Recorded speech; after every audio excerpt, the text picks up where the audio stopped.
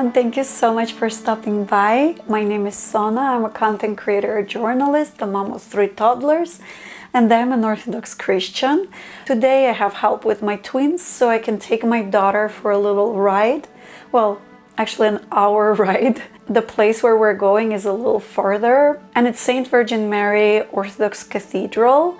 I'm really excited to go there. I've been longing to go there. I also really wanted to update my icon corner. It's one of my Lent projects for this year. I will be looking for an icon of Christ to purchase if I like one. It's the most difficult thing for me to choose an icon because usually people gift me icons. It's very rare that I can find something that really speaks to my heart, but hopefully today will be that day. Ready? Are we going today? We're going to St. Virgin Mary's Orthodox Cathedral. To church. It's a different church, not the one we go on Sundays.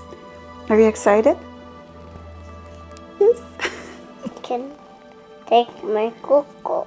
Yeah, you can take your cocoa. In church. Yes. Let's go to church? Yes. Yes.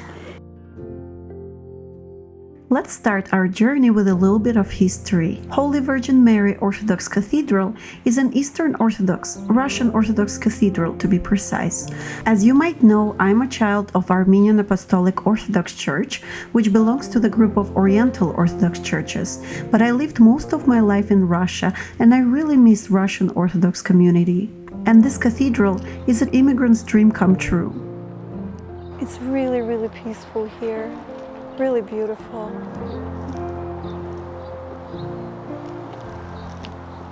In the early 1900s, there were only 2 cities with Russian Orthodox churches in the West Coast, Seattle and San Francisco. New Russian immigrants often attended services in churches of other Orthodox communities. But as more and more immigrants arrived after the Bolsheviks' coup, the desire for their own church led to an establishment of a Russian Orthodox parish. A generous donation in 1924 provided the funds to secure the land on Micheltorena Street. By the end of 1927, Alexander Tolubov, a set decorator from Hollywood, was leading the church's construction committee. Using his own set design from the film The Cossacks, he proposed a church inspired by 13th-14th century Pskov architecture. In 1928, the church was consecrated in honor of the icon of the Mother of God, Recovery of the Lost.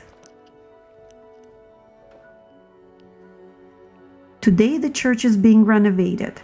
It has a community space where the Russian faithful gather for meetings and social events. It also has a school library, a book, an icon store, a cafeteria, a playground for kids that my daughter really appreciated, and even a museum.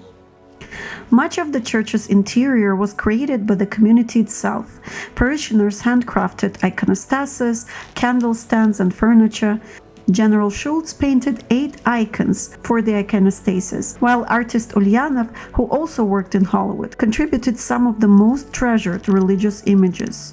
During Great Depression, financial hardship gripped the parishioners, and they couldn't afford regular donations. However, Princess Golitsina, who organized charity concerts featuring Russian musicians, singers, and actors from Hollywood, transferred all donations to the Holy Virgin Mary Church. This kept the church afloat. The parish continued to grow. It soon introduced bilingual services to engage younger generation. It welcomed famous parishioners, including one of my favorite composers, Sergei Rachmaninoff, who lived in Los Angeles from 1942.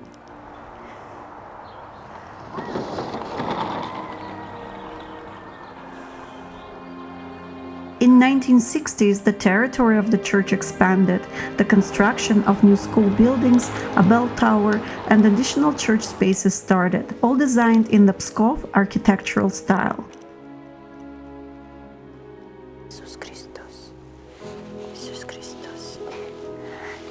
By the late 20th century, both Russian and English-speaking parishioners were attending the church. Wow!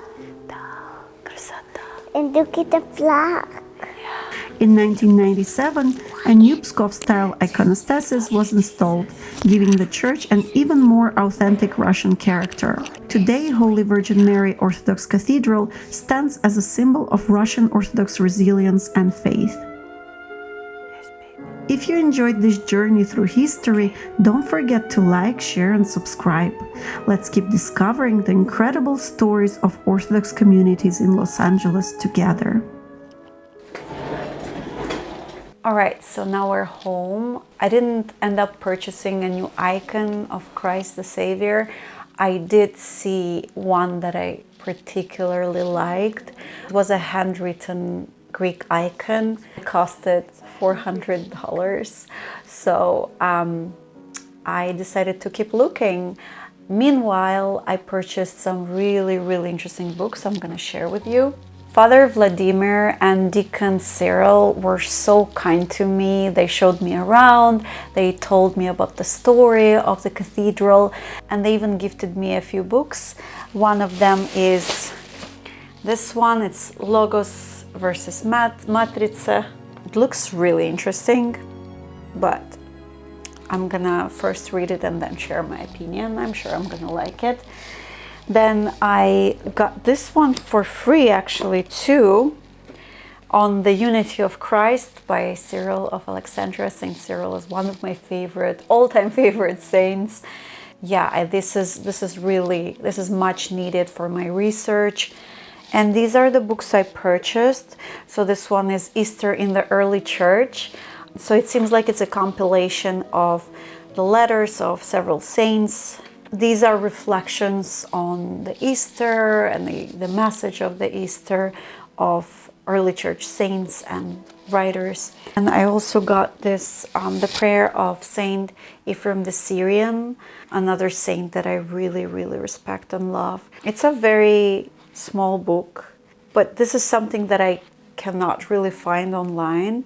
I'm really excited to read this. Then I got The Living Prayer by Metropolitan Anthony Bloom. I think I read this book in Russian and I absolutely loved it, and now I want to read it in English. He's not a saint, but he's a very respected man in Eastern Orthodox Church, and his words really speak to my heart. And I will share some of the quotes with you, maybe during my live stream. By the way, live stream is on Wednesday, 2 p.m. Pacific Standard Time, so please don't miss it. This is it for today. I'm going to keep looking for an icon. Soon I'm going to visit another Eastern Orthodox church where I might find some more interesting books and icons. Hopefully I'll find the icon of Christ the Savior there that I'm looking for, but I will also be looking for it in Armenian churches, in Coptic churches and Ethiopian churches, so we'll see. I tend to gravitate towards Byzantine style of iconography, but I also really love some of the Armenian and Coptic images, so we'll keep looking and keep hoping. Hope this vlog, this tour to Russian Orthodox Cathedral was interesting, enlightening, and educational. If you like this type of videos, please let me know in the comments down below. Also, if you know a great place to find icons, handwritten icons preferably, I would be so grateful for you if you give me that information. So until next time, stay strong, stay safe, God bless you, and see you in my next video.